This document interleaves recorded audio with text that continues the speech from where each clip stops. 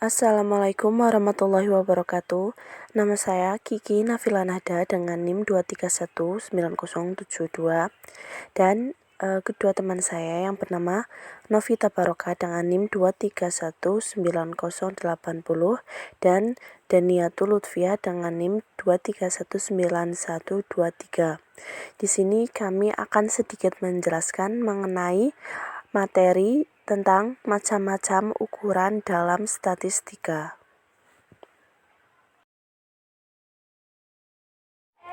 Yang pertama, ukuran penyebaran data. Ukuran penyebaran data adalah ukuran dari serangkaian atau sekelompok data yang menunjukkan seberapa jauh nilai-nilai dari sekelompok data tersebut menyimpang dari nilai rata-ratanya.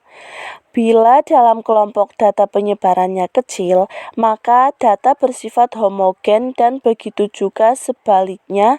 Bila penyebarannya besar, maka data bersifat heterogen. Ukuran penyebaran data diantaranya yaitu yang pertama, kuartil, yang kedua, desil, dan yang ketiga, persentil. Sekarang kita akan membahas tentang kuartil. Menurut Sujiono, dalam dunia statistik, yang dimaksud dengan kuartil ialah titik atau skor atau nilai yang membagi seluruh distribusi frekuensi ke dalam 4 bagian yang sama besar, yaitu masing-masing sebesar 1/4 N. Jadi, di sini akan kita jumpai 3 buah kuartil, yaitu kuartil pertama Q1, kuartil kedua atau Q2, dan kuartil ketiga atau Q3. Kuartil dibagi menjadi 2, yaitu data tunggal dan data kelompok. Rumus kuartil bisa kalian lihat di bagian yang sudah diberikan. Kuartil data tunggal. Rumusnya adalah QI sama dengan 1X N plus 1 dibagi 4 atau 2X N plus 1 dibagi 4 atau 3X N plus 1 dibagi 4. Contoh soal dan penyelesaiannya bisa kalian lihat dan kalian pahami melalui bagan yang sudah diberikan. Kuartil data kelompok. Rumusnya QI sama dengan L plus I 4N min CF I dibagi F. Untuk soal dan cara penyelesaiannya sudah ada di bagan dan silahkan dilihat dan dipahami sendiri. Terima kasih. Perkenalkan, nama saya Novita Barokah dengan NIM 2319080. Baik, kemudian yang kedua ada desil. Desil adalah nilai yang membagi data menjadi 10 bagian yang sama banyak setelah data diurutkan dari yang terkecil hingga terbesar, sehingga akan terdapat 9 titik pembagi. Desil dibagi menjadi 2, yaitu desil data tunggal dan desil data kelompok. Yang pertama yaitu desil data tunggal. Cara menentukan desil data tunggal yaitu dengan menggunakan rumus I buka kurung N plus 1 tutup kurung per 10. M di sini adalah banyaknya jumlah data. Contohnya yaitu tentukan nilai desil ketiga dari data berikut. Langkah yang pertama yaitu kita mengurutkan data tersebut dari yang terkecil hingga terbesar. Kemudian kita menentukan letak D3, yaitu kita memasukkan tadi rumus tadi yaitu 3 dalam kurung N plus 1. N nya jumlah datanya yaitu 15 ditambah 1 per 10 sama dengan 4,8. Kemudian menentukan nilai D3 yaitu nilai data keempat ditambah 0,8, di mana data keempat itu diperoleh dari letak D3, yaitu kita memisahnya 4 berarti 4 ditambah 0,8 buka kurung nilai kelima dikurangi nilai keempat. Dari mana asal nilai kelima? Yaitu kita menggunakan rumus XK plus 1 dikurangi XK. K-nya itu tadi 4. Berarti XK plus 1 sama dengan nilai kelima dikurangi nilai keempat. Sama dengan nilai data keempat, berarti adalah 6 ditambah 0,8. Kemudian nilai kelima adalah 6 dikurangi nilai keempat adalah 6 sama dengan 6 plus 0,8 dikali 0 sama dengan 6 plus 0 sama dengan 6. Jadi nilai D3 adalah 6.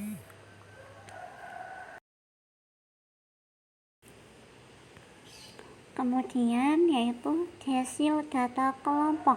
Cara mencari nilai desil data kelompok yaitu menggunakan rumus DI sama dengan B plus 4 buka kurung I kali N per 10 dikurangi F kapital per F. B di sini adalah tepi bawah DI, ialah kelas interval di mana DI akan terletak. P adalah panjang kelas DI. Kemudian F kapital adalah jumlah frekuensi total dengan tanda kelas lebih kecil dari tanda kelas DI frekuensi kumulatif. Kemudian F adalah frekuensi pada kelas DI. Contohnya yaitu carilah D3 dari data berikut. Diketahui I adalah 3, N tadi jumlah data adalah 300, sedangkan P adalah panjang kelas DI adalah 5.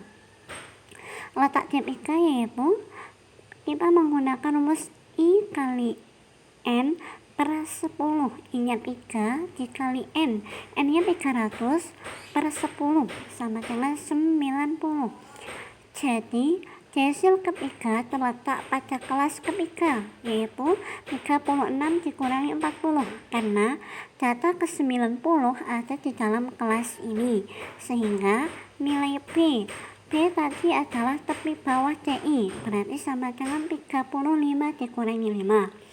F adalah frekuensi pada kelas DI, yaitu 40, sedangkan F kapital adalah jumlah frekuensi total, yaitu berarti 77. Kemudian kita mencari nilai DI.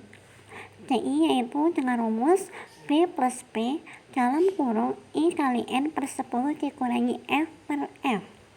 Kita tinggal memasukkan, yang dicari adalah D3, berarti B-nya 35,5 ditambah P-nya sama dengan 5, buka kurung, I-nya 3 dikali 300 per 10 dikurangi F kapitalnya 77 dibagi F-nya 40 sama dengan 37,125. Persentil. Persentil ialah bilangan yang dapat dianggap membagi data yang telah diurutkan dari yang terkecil ke yang terbesar menjadi 100 subkelompok yang sama banyak. Persentil adalah titik atau skor atau nilai yang membagi seluruh distribusi frekuensi dari data yang kita selidiki ke dalam 100 bagian yang sama besar. Karena itu, persentil sering disebut ukuran perseratusan. Persentil yang biasa dilambangkan P adalah titik atau nilai yang membagi suatu distribusi data menjadi 100 bagian yang sama besar. Titik yang membagi distribusi data ke dalam 100 bagian yang sama besar itu ialah titik-titik P1, P2, P3 dan seterusnya sampai dengan P99. Jadi di sini kita dapati sebanyak 99 titik persentil yang membagi seluruh distribusi data ke dalam 100 bagian yang sama besar, masing-masing sebesar 1 atau 1%. Cara menentukan persentil dibagi menjadi dua tipe, yaitu data tunggal dan data kelompok. Data tunggal, rumus PS sama dengan 1 kali dalam kurung N plus 1 dibagi 100 atau 2X N plus 1 dibagi 100. Yang kedua, data kelompok. Mencari persentil dalam bentuk data berkelompok terlebih dahulu dengan adanya tabel distribusi frekuensi dapat disampaikan